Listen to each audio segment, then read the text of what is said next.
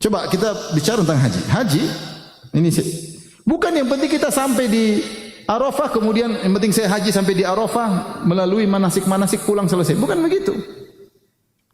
Bukan berarti yang penting kau salat, yang penting kau di masjid kemudian takbir, enggak.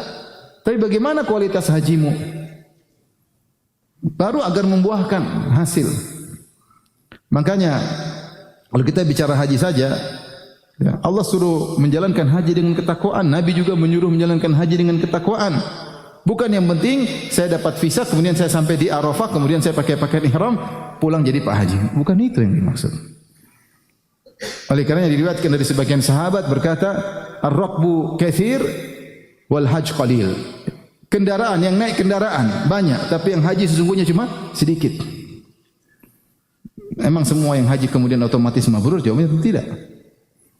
Maka harus dilihat bagaimana cara pelaksanaan ibadah haji tersebut. Kalau ternyata caranya sejak awal sudah salah, isinya dengan kebohongan, menipu, melanggar peraturan, agak susah. Sekarang banyak orang yang penting saya bisa tiba di, seperti sebagian orang sekarang pergi umrah, kemudian tidak mau pulang. Padahal orang yang umrah sekarang harus pulang terakhir tanggal 29 April. Dia harus sudah keluar dari apa?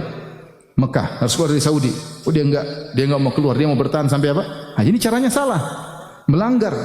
Ketika dia beli visa ada aturannya. Kemudian yang mengeluarkan visa kalau ternyata ada jamaah yang tidak pulang akan kena denda, dendanya besar.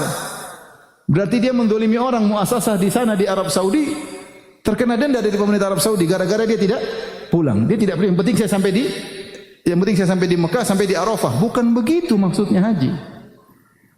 Kau sampai di sana tapi kau nipu orang, kau zolimi orang, ya. Terus mau dibilang haji. Banyak orang masih berpikir yang penting saya sampai di Arafah pada tanggal 9 Dzulhijjah. Bukan begitu. Proses itu juga dinilai oleh Allah. Makanya Nabi SAW mengatakan, man hajja lillah walam yarfuth walam yafsuk raja min dzunubika yaum yulatu ummuhu. Siapa yang berhaji karena Allah, ikhlas. Tidak walam yarfuth, tidak berkata-kata yang kotor, tidak berkata-kata yang menimbulkan hasrat ketika sedang berihram, apalagi berhubungan intim. Walam yafsuk, dan tidak bermaksiat, maka dia akan bersih dari dosa-dosanya seperti baru lahir dari perut ibunya. Ada persyaratan. Pertama, ikhlas. Bukan haji untuk pamer-pamer, untuk riya. Bukan ketika haji membohongi orang, nipu orang, ya, menzalimi orang apalagi, ya. Bukan begitu. Sehingga prosesnya harus diperhatikan. Makanya ketika Allah berbicara tentang bekal haji, kata Allah, wa tazawwadu. Kalau haji berbekalah. Kata para ulama, jangan bikin repot orang. Berhaji tanpa modal, nanti minta tolong ini, mengharap belas kasih orang, itu haji enggak benar. Ketika ada sebagian orang Yaman ingin haji kemudian tidak bawa bekal. Kenapa kalian tidak bawa bekal? Kata dia, nahnu mutawakkilun, kami bertawakal kepada Allah. Maka ditegur. Makanya haji itu disyaratkan harus punya modal. Walillahi 'alan nasi hajjul baiti man istata'a ilaihi sabila. Wajib haji bagi yang punya kemampuan. Yang tidak punya kemampuan jangan berhaji. Punya mampu biaya untuk hajian, punya mampu biaya untuk ditinggalkan buat keluarga. Itu maksudnya proses diperhatikan.